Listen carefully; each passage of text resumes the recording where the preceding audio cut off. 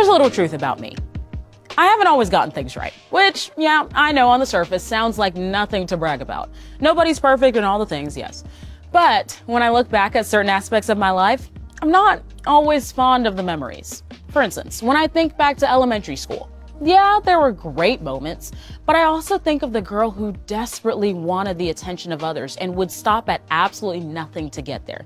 Cue me getting in trouble often for talking a lot and distracting others. Or middle school me, who was curious and energetic, but also found herself lonely and in need of affirmation. Cue me seeing things that I shouldn't have seen, lying to make my life seem bigger than it was, and thinking that my worth was in what I did. And then there was high school me, who was a hot mess, in the good way, but also kinda in the bad way. I found myself searching and wanting to mean something to someone, anyone. And that led me down a path where I did things I regretted. What's the point of my story here? Because I haven't always gotten things right, I can easily look back at various points in my story and see all the things that went wrong. Yes, those decisions led me to where I am today, but that doesn't mean that it's always easy to forgive myself in the choices I made. What about you though? Have you ever found yourself feeling like you weren't worthy of forgiveness? Felt like the mistake was too big, that the mess up was too messed up? Maybe that you're messed up? Can I tell you from firsthand experience that unforgiveness can feel like holding in a very long breath. And the longer you keep it in, the more you hurt yourself and eventually hurt those around you. We all desire to look back on our past, not with shame, but with understanding and forgiveness. And the good news for all of us is that the testimony of Paul in Acts illuminates how. Let's get a breath of fresh air and dive into the book of Acts.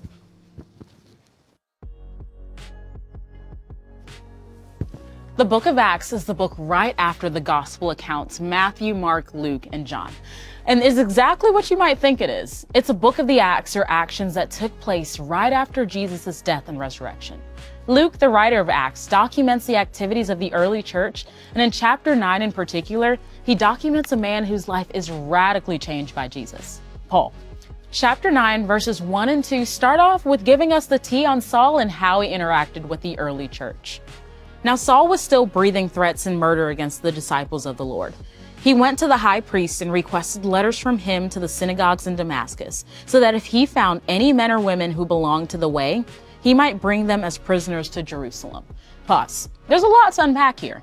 So here we have a guy named Saul. Wait, I thought you said his name was Paul. Well, it is. It's both. Saul and Paul are actually the same person. Saul is his Hebrew name and Paul is his Roman name. But for today's purposes, we're going to call him Paul. Now, Paul was a man who was against the movement of Christianity, called the Way at the time, and spent a great deal of his time persecuting Christians. Paul was and I mean the Pharisee, a religious leader who was well known for his obedience to the law of Moses, known for his status, and had a big reputation that caused fears amongst the followers of Jesus. As far as he was concerned, he's living and doing for God. And yet he was living a life contrary to what God would have for him. Look at what happens next. As he traveled and was nearing Damascus, a light from heaven suddenly flashed around him. Falling to the ground, he heard a voice saying to him, "Saul, Saul, why are you persecuting me?" "Who are you, Lord?" Saul said. "I am Jesus, the one you are persecuting," he replied. "But get up and go into the city, and you will be told what you must do." It's wild how Jesus meets us right where we are. Notice how Jesus addresses Paul, not with contempt or anger or malice, but Jesus boldly addresses and corrects Paul, despite his persecution of the very people Jesus loved.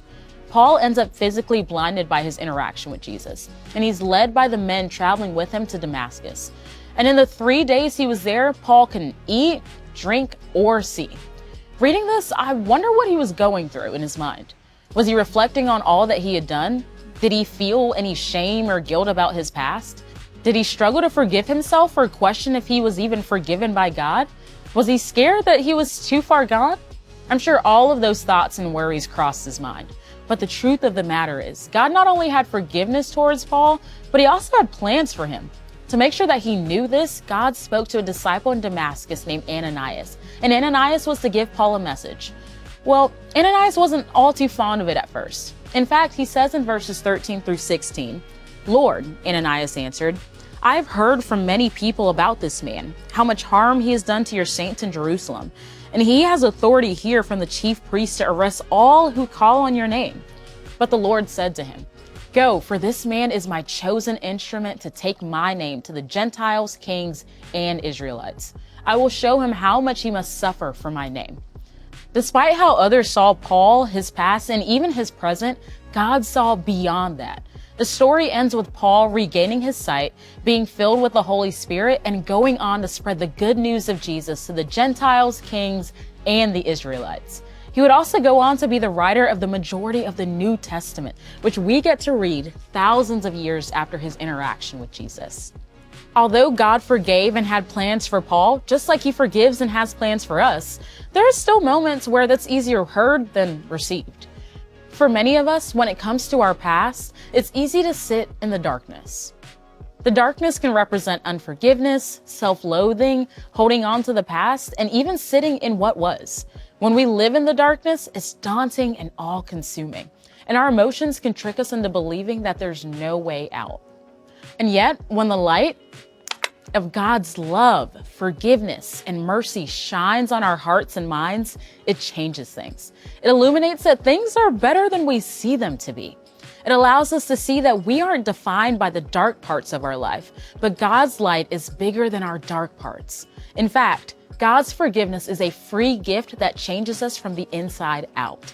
And when we receive that gift, we can live in the light of this truth. And that is good news. I don't know what you may be struggling to forgive. Whether it's something you've done or something that's been done to you, I know from experience how hard it is to forgive yourself. But when we choose to exhale, to breathe out what we've been holding against ourselves and breathe in the gift we've been given by God, His forgiveness, it changes everything.